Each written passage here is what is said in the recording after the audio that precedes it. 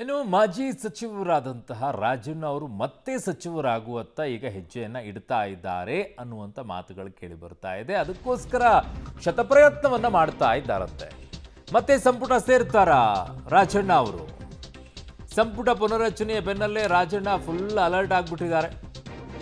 CM Siddaramaiah ಭೇಟಿಯಾಗಿ ಮತ್ತೆ ಮಂತ್ರಿ ಸ್ಥಾನಕ್ಕೆ ಡಿಮ್ಯಾಂಡ್ ಅನ್ನ ಇಟ್ಟಿದ್ದಾರಂತೆ. ಸಾಖಿಮ್ ಅಂತ ಅಂದಮೇಲೆ ಮತ್ತೆ ಸೇರಿಸ್ಕೊಳ್ತಾರ ರಾಹುಲ್ ಗಾಂಧಿ ಅವರು? ಗೊತ್ತಿಲ್ಲಪ್ಪ. ಸಂಪುಟ ಸೇರ್ತಾರಾ ಅನ್ನುವಂಥ ಪ್ರಶ್ನೆ ಈಗ ಮುಂದೆ ಇದೆ. ಸೊ ಮೊನ್ನೆ ಅಷ್ಟೇ ರಾಜಣ್ಣ ಅವರು ಕೂಡ ಹೇಳ್ತಾ ಇದ್ದಿದ್ದು, ಪುಕ್ಸಟ್ಟೆ ಎಲ್ಲ ಹೆಣ್ಮಕ್ಳು ಓಡಾಡ್ತಾರೆ, 1 ಲಕ್ಷ 2 ಲಕ್ಷ ತೊಗೊಂಡ್ಬಿಟ್ಟು ಓಟ್ ಹಾಕಿಲ್ಲ ಲೋಕಸಭೆಗೆ ನಮಗೆ ಅಂತ ಎಲ್ಲ ಮಾತನಾಡ್ತಾ ಇದ್ರು. ಒಂದ್ಸಲ ನಿಮಗೆ ವಿಧಾನಸಭೆಗೆ ಹಾಕಿ ಓಟ್ ಹಾಕಿದ್ರು, ಒಂದ್ಸಲ ಕೊಟ್ಟಿರುವಂಥದ್ದಕ್ಕೆ.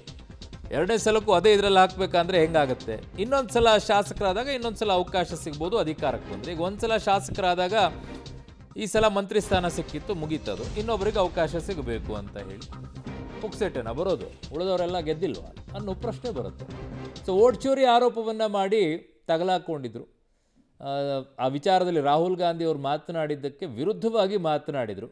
ಅದಕ್ಕೆ ಅವ್ರನ್ನ ಸಾಕಿಮ್ ಅಂತ ಅಂದರು, ತೆಗೆದುಹಾಕಿ ಬಿಸಾಕಿ ಅಂತೇಳಿ, ಕಿತ್ತಾಕಿ ಅನ್ನೋ ರೀತಿಯಲ್ಲಿ ಹೇಳಿದರು. ಸೊ ಆ ರೀತಿಯಲ್ಲಿ ಈಗ ಅವ್ರನ್ನ ತೆಗೆದು ಹಾಕಿದರು.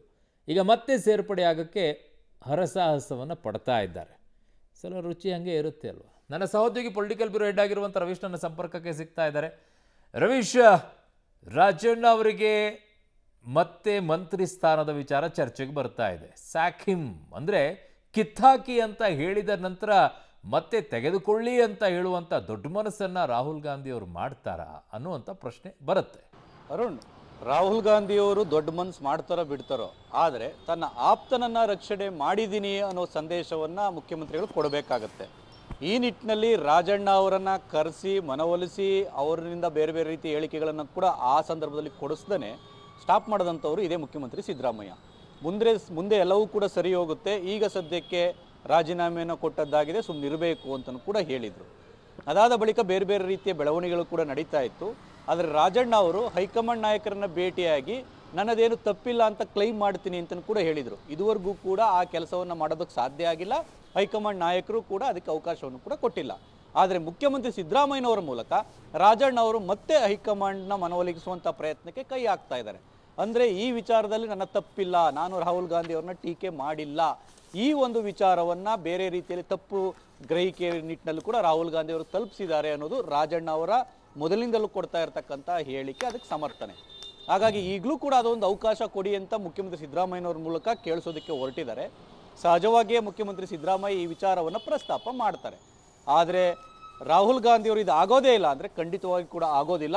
ರಾಹುಲ್ ಗಾಂಧಿಯವರ ಒಂದು ಸಂದೇಶವನ್ನು ಮೆಟ್ಟಿ ನಿಂತು ಸಿದ್ದರಾಮಯ್ಯನವರು ಕ್ಯಾಬಿನೆಟ್ ತೆಗೆದೋಕೆ ಬರೋದಿಲ್ಲ. ಹಾಗಾಗಿ ಒಂದು ಅಟೆಂಪ್ಟನ್ನು ಮಾಡುವಂಥದ್ದಕ್ಕೂ ಕೂಡ ಮುಂದಾಗ್ತಾ ಇದ್ದಾರೆ. ಇನ್ನೂ ಕೂಡ ಕ್ಯಾಬಿನೆಟ್ ಪುನರ್ರಚನೆ ಬಗ್ಗೆ ಕ್ಲಾರಿಟಿ ಇಲ್ಲ, ತಾತ್ವಿಕ ಒಪ್ಪಿಗೆ ಅಷ್ಟೇ ಸಿಕ್ಕಿದೆ. ಮುಂದಿನ ಬೆಳವಣಿಗೆಗಳು ಏನಾಗಬೇಕು ಅನ್ನೋದ್ರ ಬಗ್ಗೆ ಕೂಡ ಕ್ಲಾರಿಟಿ ಇಲ್ಲ. ಹಾಗಾಗಿ ಪುನರ್ರಚನೆ ಮಾಡೋಕ್ಕೆ ಹೋಗದೇ ಇದ್ರೂ ಕೂಡ ಉಳಿದಿರ್ತಕ್ಕಂಥ ಸ್ಥಾನಗಳನ್ನ ತುಂಬೋದಕ್ಕಾದರೂ ಕೂಡ ಅವಕಾಶ ಮಾಡಿಕೊಡ್ಬೇಕು ಈ ಸಂದರ್ಭದಲ್ಲಿ ಅನ್ನೋ ಪ್ರಸ್ತಾಪವನ್ನು ಕೂಡ ಇಡುವಂತೆ ಕಾಣ್ತಾ ಇದೆ. ಈ ನಿಟ್ಟಿನಲ್ಲಿ ಹಾಗೇನಾದ್ರು ಆದರೆ ರಾಜಣ್ಣ ಅವ್ರಿಗೊಂದು ಅವಕಾಶ ಕೊಡಿ ಅಂತ ಕೇಳ್ಬೋದು. ಹಾಗೆ ಕಾಂಗ್ರೆಸ್ನ ಹೈಕಮಾಂಡ್ ಅದಕ್ಕೆ ಒಂದು ರೀತಿಯಲ್ಲಿ ಸ್ಟಿಕ್ಕನ್ ಆಗಿ ನಿಂತ್ಕೊಳ್ಳುತ್ತೋ ಅಥವಾ ತನ್ನ ಮನಸ್ಸನ್ನು ಬದಲಾಯಿಸುತ್ತೋ ಕಾದು ನೋಡಬೇಕು ಅವರು. ಓಕೆ ರವೀಶ್, ನಿಮ್ಮೆಲ್ಲ ಮಾಹಿತಿಗೆ ಧನ್ಯವಾದಗಳು.